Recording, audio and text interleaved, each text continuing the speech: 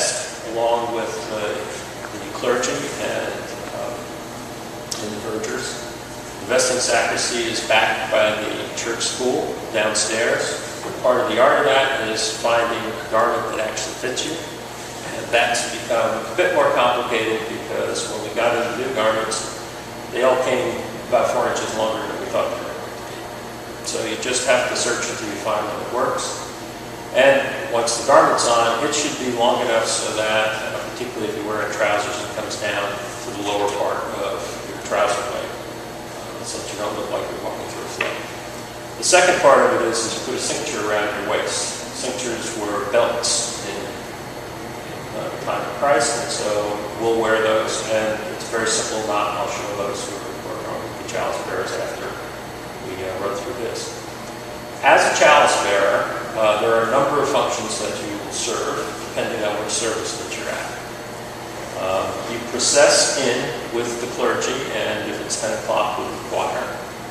The positioning in there is generally just in front of the clergy and behind the choir as you come in, and the position's the same on the way out.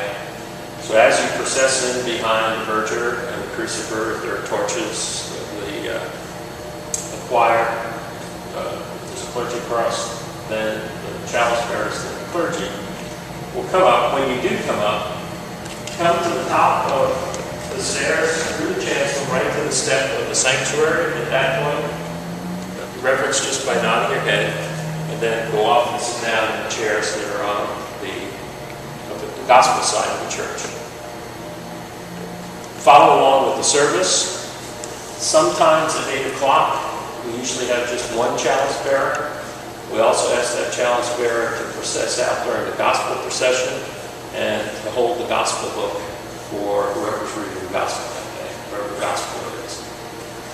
And then when you process back, we generally put the book back underneath the pulpit over here, and then return to your seat. The next time that you'll come up is as the altar's being set, when, if the deacon's setting it or if the priest is setting it himself or herself, when they finish, they will turn around and nod. At 10 o'clock, the Verger will start the procession with the gifts. At 8 o'clock, one of the Verger or the priest will nod to you.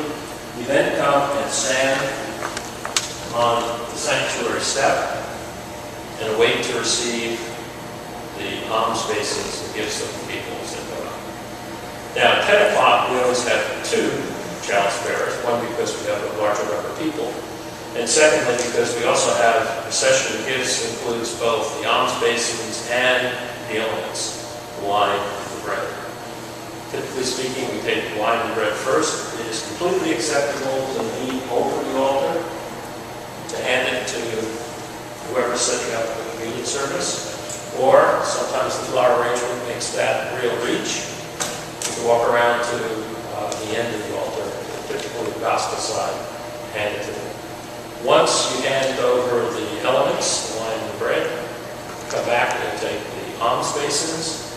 They get carried over to this side and handed over. And from that point on, the vergers and the acolytes will take care of clearing everything that isn't needed off the altar and over to the table on the side over here. Paul likes to keep the altar as clear as possible during consecration to make it very visible and clear to people what's happening. During that time, during 10 o'clock, you stand at either end of the altar, one chalice bearer on either side, until such time as the consecration is completed and whoever is the officiant has received communion, then come around and stand behind the altar. And when you receive communion, they will hand you the chalice whole. And from that point out, depending on how many people are serving communion, you follow along with them. And as you're all pretty much aware, just keep going clockwise around with hopefully 2 individuals distributing communion and 2 people doing the cup. Our preferred practice, particularly for Rite 2, but also in Rite 1, is just simply to state the blood of Christ, the cup of salvation. There are older statements of that. The blood of Christ is shed for a year old. We tend not to use that for a couple of reasons. One, it's not current in terms of the prayer book, and two, it actually takes a little longer. One of the things I'll go over with you is as people either intinct, and I'll talk about the hidden communion wafer trick that people play on you all the time. You never know whether they have it or not, and all of a sudden it pops out, and there's a wafer to be did. Especially children. They're really good at hiding those things. And then the second part of the process is if they are drinking from the chalice, then part of the trick in that process is to be able to rotate the chalice around maybe an eighth of a turn and wipe off the lip with the purificator that you'll have in your hand the whole time. And we'll go through that after we run that one so we get to just feel what it's like in the process. In that process, occasionally, a communion wafer will fall out of someone's hand into the chalice. We used to use a spoon for that. We now just use another wafer, just bring it back up to the altar, and either the verger or one of the priests will fish it out and put it on the side of the paten for disposition after service. At the end of, the 8 o'clock is pretty much the same thing. The one thing that we try to do is not put so much wine in the chalice that you end up with a huge gulp of wine at 7:45 or 8:45 in the morning. It does happen occasionally. What Paul has asked, in particular, is if you can, drink as much of that of the wine as you can. It's fortified wine so that it wakes you up in the morning, but we don't want Paul to be the only one who has to drink all the leftover wine as we go through all the consecrated wine. If now consecrated wine not in the chalices can go back into the tabernacle, so as a consequence, that's not a problem. It's just that chalice. Then they'll wash the chalices out with water and bring it to the sideboard. So if you are the chalice bearer at that point, you can proceed at the end when you hand in the chalice back to your seat. The next thing that happens is basically the procession out. And, the vergers will arrange when that goes. So you just follow along behind the clergy cross, or if there's no clergy cross, just behind the choir. More or less straightforward. It takes a little getting used to handling people. Some people like to hold the chalice while they drink from it. Others don't want to touch the chalice at all. It depends on how old school you are from the process. But the one thing you always want to do is if they do drink the chalice, remember to rotate it and wipe off the lip of the chalice as we go through. That's the mechanics of it. The reality of it is a little different. And I'll give you a chance to handle the chalice just so you can see what it's like to do that. So, John, when we read, do we or do we not go over and reverence the altar and then turn around and follow the procession? What we've tried to do in the process, and it's not particularly important at 8 o'clock. At 8 o'clock, if you choose to do it, you could do it if you wanted to. But what we've tried to do at 10 o'clock is we've instructed the vergers to turn, face the choir, and reverence the choir. At that point, both of the chalice bearers should also reverence, and then when you come up here, just proceed out. That way we can get everybody out of the church, out of the chancel, short order. Now, I'll go over later some of the different items, because every once in a while you'll be asked by someone what happened to the purificator. And it's useful to know what a purificator is, and we'll show that in a moment. But it's the verger's job to make sure that if they really need something, like they run out of wafers, vergers will go back and bring back wafers and set up for consecration. So they are sort of the master of ceremonies, keep things moving. And if they need you to do something, be sure to let you know. The one other thing that chalice bearers should pay attention to is there are a number of people we have who can't easily come up from communion. And one of the things the ushers do, those of you ushers, is to try and point out where those people are and frequently go and stand next to them.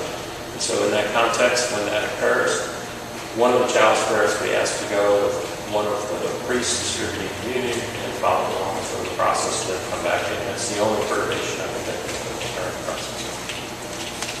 So that's pretty much the way it works. The instructions you have in front of you, the ones we're about to give you for chalice bearers, include all those points as we go through.